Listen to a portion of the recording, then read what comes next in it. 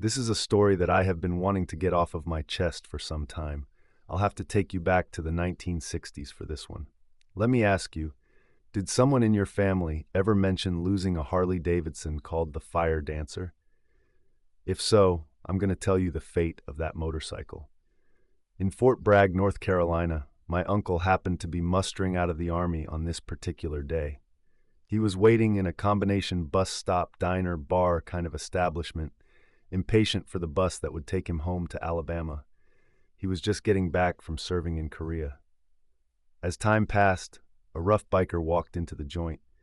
On the back of his leather jacket was emblazoned the word Fire Dancer.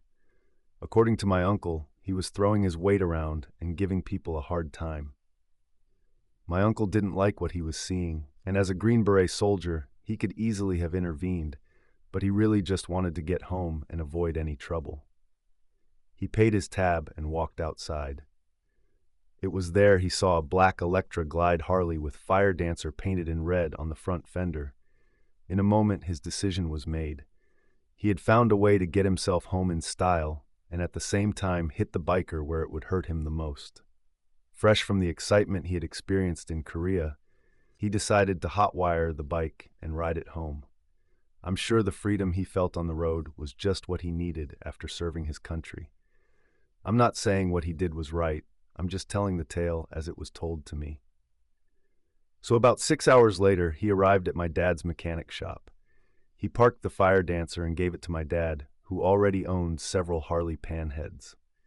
I was a young boy then, but I remember that bike sitting in a back room for several years, untouched.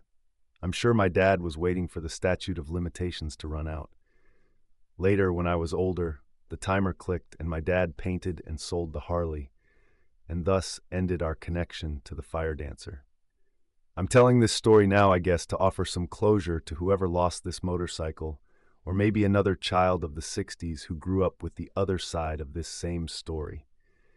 If you know anything about it, be sure to comment below this video. And for what it's worth, I offer my apologies.